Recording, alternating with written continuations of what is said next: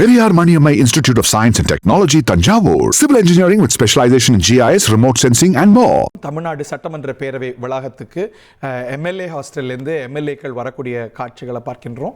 வழக்கமாக அரசு பஸ் இருக்கும் எம்எல்ஏ ஹாஸ்டல்லேருந்து வர்றவங்களுக்கு. பட் இன்றைக்கி தமிழக வெற்றி கழகம் அதை ஏற்பாடு செஞ்சுருக்குங்கிறத பார்க்கின்றோம். ஆளுங்கட்சி எம்எல்ஏக்கள்லாம் சட்டமன்ற பேரவை வளாகத்துக்கு வரக்கூடிய காட்சிகளை திரையில பார்க்கின்றோம். ஃப்ளோர் டெஸ்ட் இன்று நடைபெறக்கூடிய நிலையில் ஆளுங்கட்சி சட்டமன்ற உறுப்பினர் குழு சட்டமன்ற பேரவைக்கு வரக்கூடிய காட்சிகளை பார்க்குறோம். இன்றைக்கி நம்பர்ஸ் அவங்களுக்கு தெளிவாக இருக்குது அப்படின்னா கூட nobody wants to take a chance அப்படிங்கிறதுனால தான் ஒரு ஃப்ளாக்காக வர்றாங்க. சஞ்சீவி நம்மோடு இணைந்திருக்கிறாரு, நாகராஜோ இணைந்திருக்கிறாரு. திஸ் விஷுவல் ஸ்பீக்ஸ் இல்லையா? இல்லை கண்டிப்பாக பழைய ஞாபகங்கள்லாம் வருது. 2017 மாதிரி. ஆமாம், 2017 சட்டமன்றத்தில் அந்த ஃப்ளோர் டெஸ்ட் நடக்கும்போது இப்போது ஸ்பீக்கர் கிட்ட பேசினார் இல்லையா? ஸோ அந்த அவர் ஒரு அசம்பிளியை கிட்டத்தட்ட ஒரு கான்ஃப்ளிக்ட் ஜோன் மாதிரி இருந்தது. அவ்வளோ காவல்துறையினர், அவ்வளோ செக்யூரிட்டி அந்த இடத்துல. ஸோ அந்த மீண்டும் அந்த அளவுக்கு செக்யூரிட்டி இப்போ இருக்குமா தெரியல. ஏன்னா ஒரு புது கவர்மெண்ட் வருது, இப்போ ஃபர்ஸ்ட் டைம் நடக்கிறதுனால அந்த அளவுக்கு காட்சிகளில் வந்து எனக்கு நினைவு கடந்த முறை வந்து அவை காவலர்கள் மட்டும் பத்தலைன்னு நினைக்கிறேன். அவங்க வெளியிலேருந்து காவலர்கள்லாம் யூனிஃபார்ம்லாம் மாட்டிட்டு வந்தாங்க. ஏன்னா சட்டமன்ற பேரவைக்குள்ள போலீஸ் வர முடியாது, ஸ்பீக்கருடைய டிஸ்கிரிப்ஷன் அனுமதி இல்லாமல் வர முடியாது. ஸோ நம்ம திரையில பார்க்கிறோம். திரு எடப்பாடி பழனிசாமி அவர்கள் வரக்கூடிய காட்சிகளை பார்க்கின்றோம். அவர் இன்னைக்கு அவை நடவடிக்கையில் அவங்க பங்கு கொள்ள போறாங்க அப்படின்னு தெரிகிறது. பங்கு கொண்டு நேற்று அறிவித்தது போல எதிர் வாக்க பதிவு செய்ய போறாங்களா என்னங்கிறத பார்க்கிறோம். He is flanked by Thiru Agri Krishnamurthy அவர்களை நான் ஃப்ரேமில் இது வரைக்கும் பார்க்கல. திரு முன்னாள் அமைச்சர் தளவாய் சுந்தரம் அவர்கள் இருக்கிறாரு. திரு எடப்பாடி பழனிசாமி அதிமுக பொதுச் செயலாளர் தலைமையிலான சட்டமன்ற குழு அங்கே வரக்கூடிய காட்சிகளை பார்க்கின்றோம். நிறைய பேர் இதில் missing. SP Velumani, CV. Shanmugam, Kamaraj, doctor C. Vijayabaskar, MR Vijayabaskar, இப்படி பல முக்கிய தலைகள் மிஸ்ஸிங்கிறத பார்க்கின்றோம். திரு ஆர்பி உதயகுமார் அவர்கள் வருகிறார். அவர் வழி அனுப்பிச்சிட்டு கிளம்பிடுவார். காரணம், அவர் சட்டமன்ற உறுப்பினர் இல்லை. இந்த அவை நடவடிக்கையில் அவர் பங்கு கொள்ள முடியாது. கடந்த சட்டமன்ற பேரவையில் துணைத் தலைவராக, எதிர்கட்சி துணைத் தலைவராக இருந்தவர் இன்னைக்கு அவையில் இடம்பெறலை. சில எம்எல்ஏக்கள் அவரோடு வந்திருக்கிறாங்க. எந்த பக்கம் எண்ணிக்கை அதிகம் அப்படிங்கிறதெல்லாம் காட்சியில் நம்ம பார்க்கலாம். சில பேர் கூட வருவாங்க, சில பேர் தனியாக வருவாங்க. இந்த பக்கமும் இருக்கிறாங்க, அந்த பக்கமும் இருக்கிறாங்க.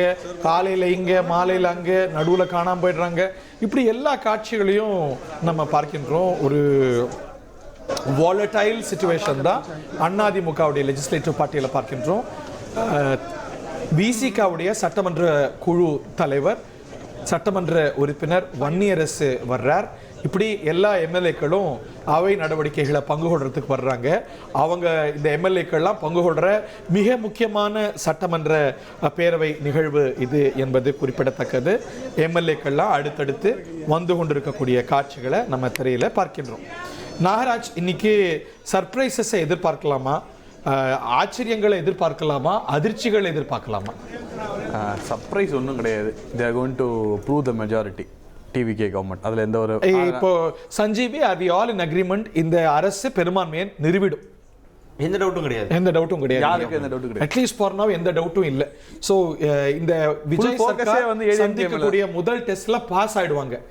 ஜஸ்ட் பாஸா, பார்டர்ல பாஸ் ஆக போறாங்களா, ஒரு 60% வாங்க போறாங்களா, டிஸ்டிங்ஷன்ல பாஸ் பண்ண? நான் அடிக்கடி ஒன்று சொல்லுவேன், 40 மார்க் எடுத்தாலும் இன்ஜினியர் தான், 80 மார்க் எடுத்தாலும் இன்ஜினியர் தான். அவன் இன்ஜினியர் தான். அதுக்கான ஹோம்வொர்க் வந்து சீஃப் மினிஸ்டர் பண்ணிட்டார் இல்லையா? கரெக்டா? அதனால அதுக்கான பிரச்சனை நேற்று முந்தினோம். இப்போ நம்ம நாராஜ் அதை பேசிட்டு இருந்தோம், எதிர்கட்சிகள் எல்லாம் சந்திக்கிறது வந்து ஒரு நல்ல அரசியல் மரபு அப்படின்னு. அதுல ராஜதந்திரமும் நிறைய இருக்கு இல்லையா? எதிர்ப்பை வந்து குறைத்து தன்னுடைய ஹனிமூன் பீரியடை கூட இன்னும் எக்ஸ்டெண்ட் பண்ணி அவங்களுடைய வெறுப்பையும் கோபத்தையும் குறைக்கக்கூடிய ஒரு ராஜதந்திர நகர்வாகவும் அவர் மேற்கொண்டிருக்கக்கூடிய இந்த சந்திப்பை எல்லாம் பார்க்க. அதாவது பெரிய தேஜாவும் இருந்தது. அவங்கள மீட் பண்ணக்கூடாது, இவங்களை மீட் பண்ணக்கூடாது, இப்படி தான் போனோம், அப்படி தான் போனோம். இன்ஃபேக்ட் முதல்வரால் சின்ன ரோட்ல போக முடியாதுன்னு சொல்லி ஒரு மிகப்பெரிய ஒரு நேற்று இதை பிரேக் பண்ணிட்டாரு. மணடிக்கு போயிட்டாரு. என்ன சொன்னாங்க, இந்த மாதிரி சின்ன ரோட்லலாம் அவரால் வர முடியாது, அவரோட இதெல்லாம் முடியாதுன்னா ஓகே நான் வரேன், தப்புன்னு வந்து கால் எடுத்துட்டு மண்ணடியில தொண்டர்களும் ஒரு பக்கம் கியூ கட்டி நின்னாங்க, கயிறு கட்டி அவங்களை நிறுத்திருந்தாங்க. அதை தாண்டி அவரோட கான்வாயும் வந்தது, பெரிய போக்குவரத்து பிரச்சனையும். நான் ஒன்று கேள்விப்பட்டேன், போலீஸ் வந்து சார் எப்படி பண்ண போறீங்கன்னா I have to go please make the arrangements அவர் நாங்கள் அதுதான் வந்து அரசியல் தலைமைகளுடைய அணுகுமுறை. காவல்துறையோ இல்லை நிர்வாகிகளோ நடைமுறை சிக்கல்களோ சொல்லுவாங்க, அது அவங்களுடைய பணியும் கூட. But the clear direction has to come from the political boss. I have to go take all ஆவணச்செய்யுங்கள், அப்படி பண்ணுங்க அப்படின்ட்டாரு போல. இன்னைக்கு ஃபுல் ஃபோக்கஸ் ஏடிஎம்கே மேல தான். என்னதான் மெஜாரிட்டி வந்து மெஜாரிட்டி நிரூபிக்கிறாங்களா இல்லையாங்கிறது பிரச்சனை இல்லை, நிரூபிக்க போறாங்க. இங்க பாருங்க, அண்ணன் மூத்த அதிமுக நிர்வாகி அண்ணன் தனபாலும் ஸ்பீக்கராக இருந்திருக்காரு. அப்பாவும் அண்ணனும் 2 பேருமே ஹைலி எக்ஸ்பீரியன்ஸ், 2 பெரிய கை.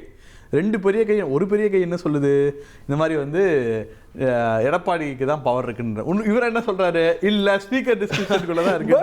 Very interestingly ADMK speaker, ADMK காலத்துல ஸ்பீக்கரா இருந்தவர் ஒரு நிலைப்பாடு எடுக்கிறாரு, இல்ல வேலுமணி அங்கீகரிச்சிடலான்னு.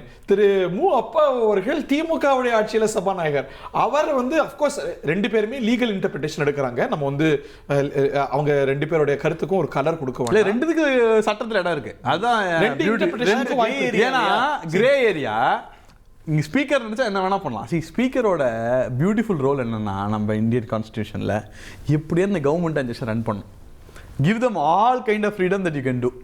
ஸோ கவர்மெண்ட் சிமிலரான கேஸ் தெலுங்கானாவில் போயிட்டு இருக்கு இல்லையா? இப்போ என்ன சஞ்சீவி, தெலுங்கானாவில் பார்த்தீங்க அப்படின்னா ரேவந்த் ரெட்டி கவர்மெண்ட் வந்து 60 மெஜாரிட்டின்ற போது 64 சீட் தான் எடுத்தாங்க காங்கிரஸ் கவர்மெண்ட். அதுக்கப்புறம் பிஆர்எஸ் வந்து கிட்டத்தட்ட ஒரு 7 எம்எல்ஏஸ் வந்து ஆதரவு தெரிவிக்கிறாங்க காங்கிரஸ்க்கு. ஓகே. ஸோ அந்த பக்கம் பிஆர்எஸ் விப் என்ன அப்படின்னா, இது ரைட்டிங் டு ஸ்பீக்கர், இந்த 7 எம்எல்ஏ வந்து நீங்க உடனே வந்து டிஸ்குவாலிஃபை பண்ணுன்னு சொல்லி சொல்றாங்க. ஸ்பீக்கர் கிட்டத்தட்ட 8 மாசம் 1 வருஷம் ஆகி இழுத்தடிக்கிறாரு. So BRS is approaching supreme court. Supreme court என்ன சொல்லுதுன்னா, கிட்டத்தட்ட ஒரு 3 மாசம் இந்த கேஸ் போகுது. அதுக்கப்புறம் கண்டிப்பா வந்து டைரக்ஷன் கொடுத்தே ஆகணும் ஸ்பீக்கர்ன்ற மாதிரி ஒரு ஸ்ட்ரிக்ட் ஆன் ஆர்டர் கொடுத்த பிறகு கடைசியில் அந்த பெட்டிஷன் டிஸ்மிஸ் பண்றாரு. ஸோ தேர் ஸ்டில் கண்டினியூயிங் எம்எல்ஏஸா. ஓகே. ஸோ ஒரு கிட்டத்தட்ட இந்த லீகல் ப்ராசஸ் கிட்டத்தட்ட 1 இயர் போச்சு அது. Okay. So description of speaker தான் எல்லாமே. நீங்க இந்த 18 எம்எல்ஏஸ் கேஸ்ல கூட பார்த்தோம் அப்படின்னா, ஓகே இல்லை எனக்கு ஒரு பாயிண்ட், நம்ம 18 எம்எல்ஏ கேஸ்ல கூட பார்த்தோம் அப்படின்னா ஸ்பீக்கருடைய ப்ரெரோகேட்டிவ் தான் ரொம்ப ஒரு வானளாவிய ஒரு அதிகாரம் படைத்தவரும் ஸ்பீக்கர் இல்லையா?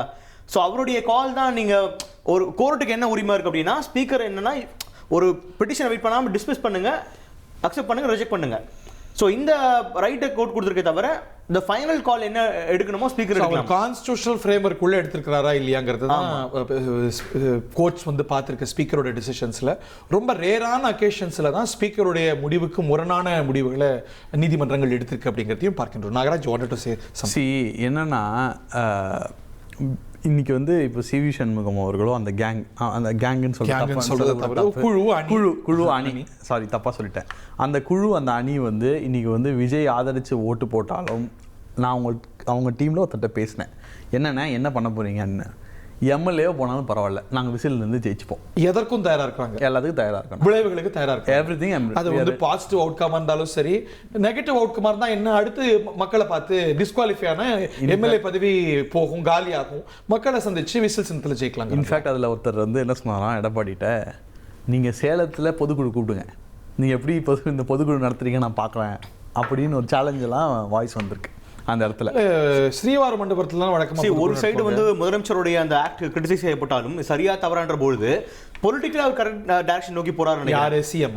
ஆமா. என்ன கிரிட்டிசைஸ் இல்ல he wanted to weaken the ADMK இல்லையா? இப்ப தாவிகா vs DMK என்ற நரேட்டிவ் ஒட்டுமொத்தமா நீங்க கொண்டு வரணும். நிரூபித்தார் இல்லையா இன்னைக்கு அவர் வந்து திருப்பி என்ன சொன்னா, எலெக்ஷன் கேம்பெயின்ல சொல்லி வந்து ஒன்னு DMK இன்னொன்னு TVKன்னு, அதோட பிராக்டிகல் அவுட்கம் பார்க்க சொல்றேன். ADMK காலி பண்ணணும் இல்லையா? So he has to become the ADMK. ஒட்டுமொத்தமா ADMK ஓட வாக்குல அது ஒரு பொலிட்டிக்கல் அஜெண்டான்னு எடுத்துக்கிட்டாலும் கூட சஞ்சீவி, இது ஒரு நீங்க அடிக்கடி சொல்வது போல ஒரு வேஃபர் தின் மெஜாரிட்டி. இன்னைக்கு கூட்டணி கட்சிகள், இன்னைக்கு ஆதரவு அளிக்கிறவங்க எல்லாம் திமுக கூட்டணி கட்சியா இருக்காங்க. சோ நித்யகண்டம் பூர்ணாயிஸ் அப்படிங்கும்போது அவங்க சேஃப்டி நெட் வச்சு ஒரு மல்டிபிள் மிஷன்ஸ் அகாம்ப்ளிஷ் ஆகுதுன்னு சொல்றேன். இதனால பொலிட்டிக்கலாவும் உங்களுக்கு ஆதாயம் இருக்கு. இதனால சொல்றேன் நான். பொலிட்டிக்கலா நீங்க சொல்ற ஆதாயம் அப்படிங்கிறது அதிமுகவை வீக்கெண்ட் பண்றது ஒரு ஆதாயம். ஆமா. இன்னொன்னு TVK இன்னும் வலுவா சொன்ன மாதிரி அந்த எம்எல்ஏக்கள் வந்து நாளைக்கு TVKல வந்து கண்டெஸ்ட் பண்ணாங்க அப்படின்னா டிக்கெட் கொடுக்கணுமா இல்லையா டிசைட் பண்ணணும். அப்படி பண்ணா கூட இவங்க they will become TVK members இல்லையா? So leverage will be still with TVK அப்படி டிவிகே நம்பர்ஸ் அவங்களுக்கு தான் கூடும், டிவிகேக்கு தான் கூடும். இப்போ ஒரு பாப்புலர் மேண்டேட் இருக்கு அப்படிங்கும்போது அதை ஒட்டி வரும்னு நினைப்பாங்க. அது போல இந்த ஒரு 120 அப்படிங்கிறது வந்து ஒரு அன்என்வியபிள் நம்பர். எப்போ வேணா என்ன பிரச்சனையும் வரலாம். ஏன்னா இவங்க எல்லாம் திமுக கூட்டணி கட்சிகள் அப்படிங்கும்போது இன்னொரு சேஃப்டி லேயர் இருக்கு அப்படின்னா அவருக்கு இன்னும் கொஞ்சம் கம்ஃபர்டபுளா இருக்கும். கண்டிப்பா இன்னொரு ஃப்ளோர் டெஸ்ட் ஃபியூச்சர்ல அவாய்ட் பண்ணலாம் இல்லையா? இப்பவே மெஜாரிட்டி காமிச்சிட்டார் அப்படின்னா சட்டம் என்ன சொல்றது, 6 மாசமா ஒரு ஃப்ளோர் டெஸ்ட்டுக்கும் இன்னொரு ஃப்ளோர் டெஸ்ட்டுக்கும்? ஆமா 6 மாசம் டைம் கொடுத்துருக்காங்க. Okay. Periyar Maniammai Institute of Science and Technology, Tanjavur. Civil engineering with specialization in GIS, remote sensing and more.